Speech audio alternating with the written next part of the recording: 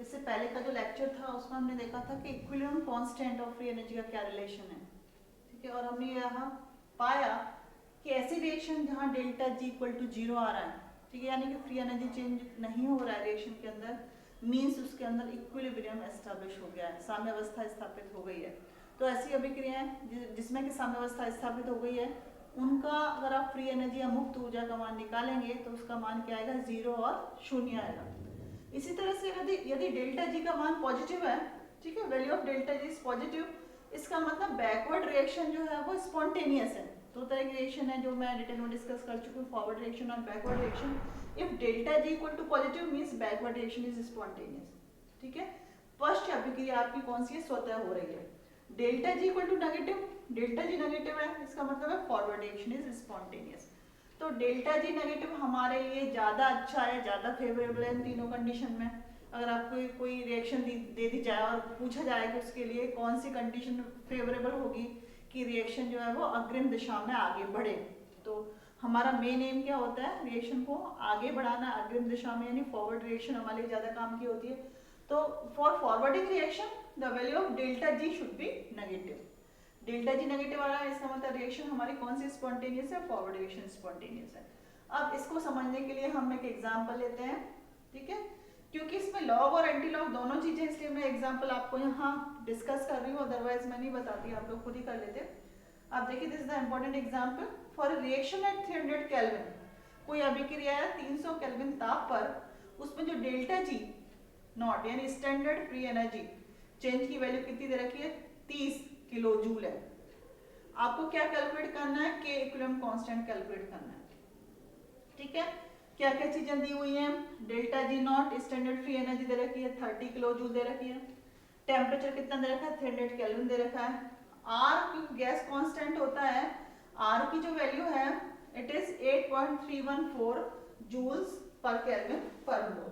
अब आप देखिए कि आप इस पर्टिकुलर क्वेश्चन में हमें क्या फाइंड आउट करना है कि आप कौन सी वो लगाएंगे, फॉर्मूला कौन सा लगाएंगे, formula is log kp equal to log kp minus delta G nought equal to 2.303 RT। तो ये हमारा फॉर्मूला है जिसके अंदर हम इक्विलिब्रियम कांस्टेंट कैलकुलेट कर सकते हैं। अब यहाँ पे आपको क्या फाइंड आउट करना है, Kp इक्विलिब्रियम कांस्टेंट की वैल्यू फाइंड आउट करनी है, कैलकुलेट Kp कैलकुलेट करना है, यानी कि हमें पता है कि हमारी जो रिएक्शन है वो गैसियस फेज के अंदर है। log Kp, ठीक है, log Kp डेल्टा जी का मान कितना है 30 किलो जूल, 30 किलो जूल को मैंने जूल में कन्वर्ट किया तो मैं कितना ऐड करूंगी 30 इंटू 1000, तो ये जो यूनिट है ये किसमें होगी, जूल के अंदर। log Kp equal to 30,000 into joule divided by 2.303, 8.314 किसकी वैल्यू है, आर की वैल्यू है, और टी हमारा 300 केल्विन है। जब हम इन सारी वैल्यूज को रखने के बाद 30,000 अपॉन 2.303 इंटू 8.314 इंटू 300, ये जो इक्वेशन इसको सॉल्व करते हैं तो ये हमारी वैल्यू आती है -5.22। क्या आ रही है, -5.22। ये क्या है, log Kp। तो Kp निकालने के लिए हमें क्या लेना पड़ेगा, एंटी लॉग। एंटी लॉग लेने से पहले हमें पॉजिटिव में कन्वर्ट करना पड़ेगा। तो हम इसको कैसे कन्वर्ट करते हैं, हम इसको +1 -1 करते हैं, -1 +1 -1 माइनस करेंगे तो जाएगा 6 -6 +1 1 में से चीज माइनस करेंगे 0.22 तो क्या जाएगा 0.78। अब हम इसका एंटी लॉग आसानी से देख सकते हैं। और ये जो 6 बार लिखा हुआ है ना, 6 बार मतलब 6 माइनस, ये जो है पावर के फॉर्म में बाद में हम इसको लिख देते हैं। तो जब हम 0.78 का एंटी लॉग देखते हैं तो उसकी वैल्यू कितनी आती है 6.026, 606, क्या है कि 6026, क्योंकि पॉइंट के बाद 1 है, इसे हम एक को छोड़ के यहाँ पर पॉइंट लगाते हैं। ये तरीका होता है एंटी लॉग देखने का। तो वैल्यू ऑफ Kp 6.026 इंटू 10⁻⁻6। इसी तरह से आप सारे न्यूमेरिकल सॉल्व कर सकते हैं जिसमें कि लॉग और आपको एंटी लॉग निकालना, लॉग सिंपल निकाल ही सकते हैं। एंटी लॉग के लिए अगर हमारी वैल्यू नेगेटिव में दी हुई है तो हमें उसको कैसे प्लस में कन्वर्ट करना है, हमें -1 +1 कहाँ करना है, ये मैंने आपको इसमें अच्छी तरह से बता दिया है, ठीक है।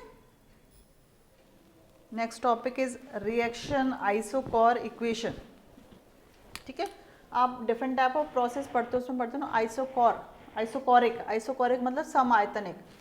तो यह जो समीकरण कौन सी है, सम आयतनिक अभिक्रिया समीकरण। हम किसको क्या बोलेंगे, सम आयतनिक, यानी कि इसके अंदर वॉल्यूम है वो कांस्टेंट है। तो दिस इज नॉन एज, हम इसको कैसे लिखेंगे, सम आयतनिक अभिक्रिया समीकरण।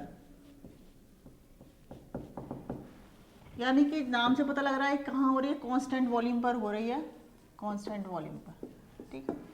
तो ये समीकरण डिराइव करने के लिए रिएक्शन आइसोकोर इक्वेशन हम लेते हैं, एक तो गिब्स हेल्महोल्ट्ज इक्वेशन, ठीक है, और दूसरा जो फैक्टर हम काम में ले रहे हैं वो है आपका आइसोथर्म इक्वेशन, ठीक। तो दो इक्वेशन की हेल्प से, कौन सी, एक तो गिब्स हेल्महोल्ट्ज इक्वेशन और दूसरा कौन सा, आइसोथर्म रिएक्शन इक्वेशन की हेल्प से, जो वॉन्टॉफ था साइंटिस्ट, उसने ये रिएक्शन आइसोकोर इक्वेशन डिराइव की, जिसको हम बाद में वॉन्टॉफ आइसोकोर इक्वेशन कहते हैं। तो हमें इसमें इसको समझने के लिए हमें दो चीज़ें कंसिडर करनी पड़ेंगी। पहला तो गिब्स हेल्महोल्ट्ज इक्वेशन क्या होती है, तो ये आपकी गिब्स हेल्महोल्ट्ज समीकरण delta G equal to delta H plus T D upon D T delta G at constant pressure, ठीक है। यहाँ पे डेल्टा जी क्या है, फ्री एनर्जी चेंज है, डेल्टा एच क्या है, यहाँ पे आप देख सकते हैं डेल्टा एच एंथैल्पी चेंज, ठीक है, टी टेम्परेचर है, और ब्रैकेट के बाहर पी का क्या मतलब है, it is a constant pressure. तो ये जो रिएक्शन है, जो डेल्टा जी और डेल्टा एच के बीच में रिलेशन बता रही है, इस अभिक्रिया को हम क्या बोलते हैं, गिब्स हेल्महोल्ट्ज इक्वेशन। अब हम इस समीकरण को, जिसको मैंने इक्वेशन नंबर 1 डाला है, हम थोड़ा सा रीअरेंज करते हैं।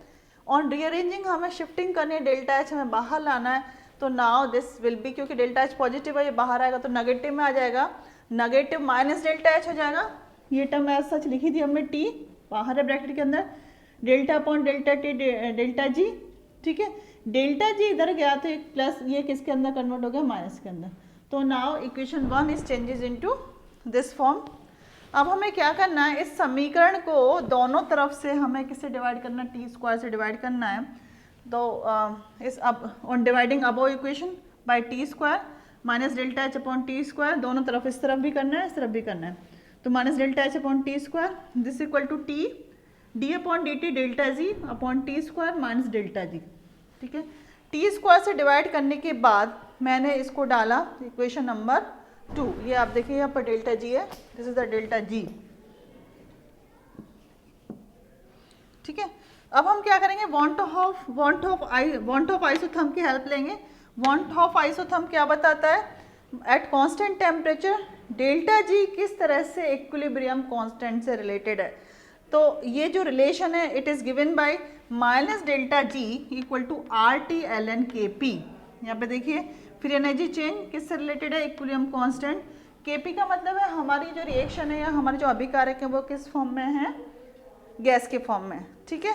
अब हमने इसको थोड़ा सा रीअरेंज किया, इस रिएक्शन को, टी को हम इधर ले आए, टी को इधर लाएंगे तो क्या होगा, delta G upon T this equal to minus R L N K P.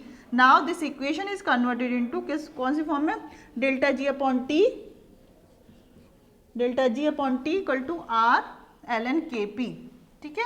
ये किसके बराबर है, डेल्टा जी अपॉन टी, ठीक है। डेल्टा जी अपॉन टी किसके बराबर है, minus R L N K P.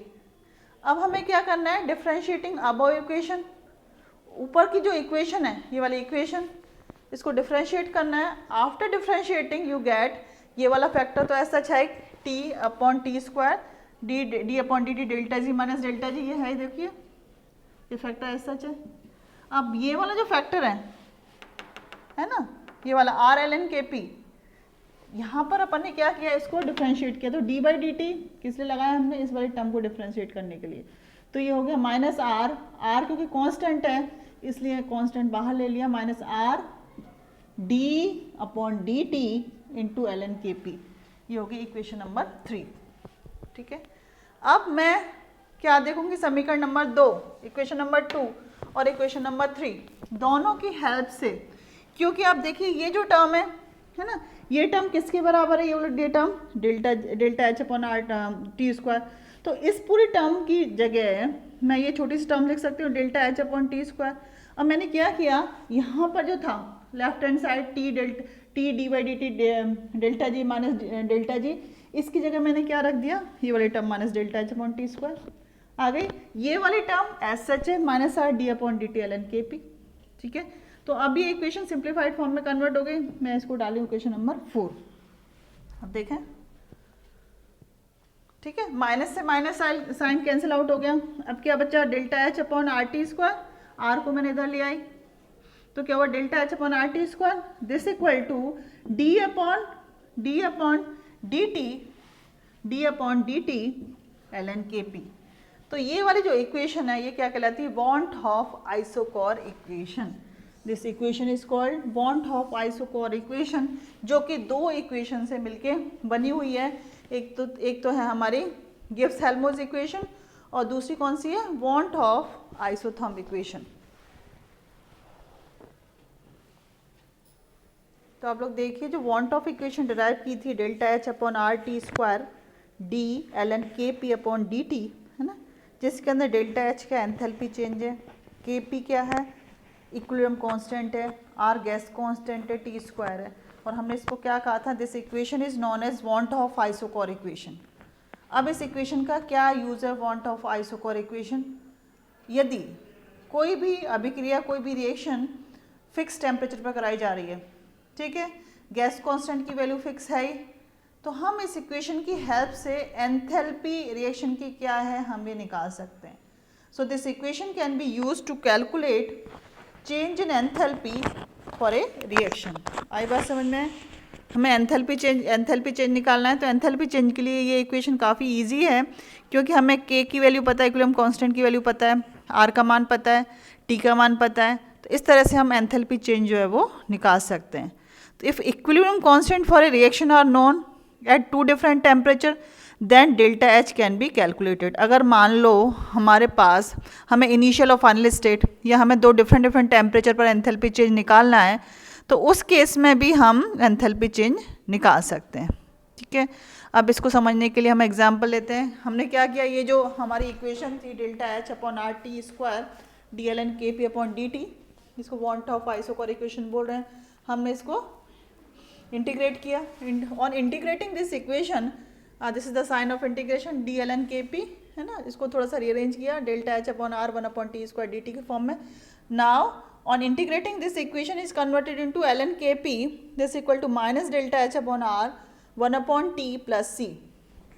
ठीक है, यहाँ पर क्या है, c कांस्टेंट है, ठीक है, जिसको हम इंटीग्रेटिंग कांस्टेंट बोलते हैं। और अभी मैंने बात की थी कि ये जो इक्वेशन है किसके लिए हेल्पफुल है, this equation is helpful for finding out the enthalpy of reaction. किसी भी पर्टिकुलर अभिक्रिया के लिए डेल्टा एच का मान ज्ञात करना है या हमें डेल्टा एच, तो delta H is more suitable. Delta H का मतलब एंथैल्पी चेंज। एंथैल्पी चेंज आप कैसे फाइंड आउट करोगे, इसके लिए आपको दो तरह के इक्विलिब्रियम कांस्टेंट चाहिए। यानी इनिशियल स्टेट पर माना कि इक्विलिब्रियम कांस्टेंट है Kp1, फाइनल स्टेट को हम 2 से जिसको डिनोट करें इक्विलिब्रियम कांस्टेंट इज Kp2। तो उस केस में हम क्या करेंगे, इस इक्वेशन को दो इक्वेशन के फॉर्म में लिखेंगे। कौन कौन सा, ln Kp1 this equal to delta H upon RT1, ये T1 टेम्परेचर पर है, plus C. Second equation is written as ln Kp2, ठीक है, Kp2 equilibrium constant for second condition, ये इनिशियल फाइनल स्टेट भी हो सकती है या पर्टिकुलर मान लो 10 डिग्री से 30 डिग्री सेंटीग्रेड चेंज में कितना एंथैल्पी परिवर्तन हुआ ये हमें फाइंड आउट करना है। तो 10 डिग्री सेंटीग्रेड Kp1 हो गया, 30 डिग्री सेंटीग्रेड हमारा Kp2 हो गया। तो ln Kp2 equal to minus delta H upon RT square plus C. तो ये हो गई इक्वेशन नंबर 1, ये इक्वेशन नंबर 2। अब हमें on subtracting equation number 1 from 2, एक को हमें दो में से घटाना है इसको। तो इसके बाद हमारी इक्वेशन कौन सी हो गई, this equation is ln Kp2 minus ln Kp1 this equal to delta H upon R, यहाँ से कॉमन आ जाएगा। चेंज किस में, 1 upon T1 minus 1 upon T2, सी से सी कैंसिल आउट हो गया। सो दिस 1 और 2 equation is converted now ln Kp2 minus ln Kp1 this equal to delta H upon R in bracket 1 upon T1 minus 1 upon T2। ठीक है, इस equation को क्योंकि log m minus n, log m minus n क्या होता है, log m minus n equal to log m upon n। So this equation can be written as ln Kp2 minus ln Kp1 को हम किस form में लिख सकते हैं, ln Kp2 अपॉन Kp1। ये फॉर्मूले में होता है। मैथ्स वालों को तो कोई प्रॉब्लम नहीं है, बायो वाले समझ लें। Log M minus log N क्या होता है, लॉग एम अपॉन एन, ठीक है। डेल्टा एच अपॉन आर है 1/T1 माइनस 1/T2 को सॉल्व करेंगे, T1 T2 आप एलसीएम ले लेंगे तो ये इक्वेशन किस में कन्वर्ट हो जाएगी, this equation is converted into T2 minus T1 upon T1 T2। तो फाइनली हमारे पास जो इक्वेशन आई, हमने यहाँ पे क्या किया, नेचुरल लॉग ln को हमने बेस 10 में चेंज कर दिया। जब ln को बेस 10 में चेंज करते हैं लॉग बेस 10 तो किससे मल्टीप्लाई करते हैं, 2.303। Now this equation log kp2 upon kp1 ln kp2 upon kp1 is now converted into log kp2 upon kp1, this equal to delta h 2.303 r t2 minus t1 upon t1 t2। तो अब हमें इसमें क्या क्या पता है, आप देखो, आपको kp2 की वैल्यू पता है, ठीक है, kp1 की वैल्यू पता है, t1 पता है, t2 पता है, r पता है, तो हम इजीली जो है वो डेल्टा h की वैल्यू फाइंड आउट कर सकते हैं। So this equation is helpful for calculating delta h if kp1, kp2 and t1 and t2 are known।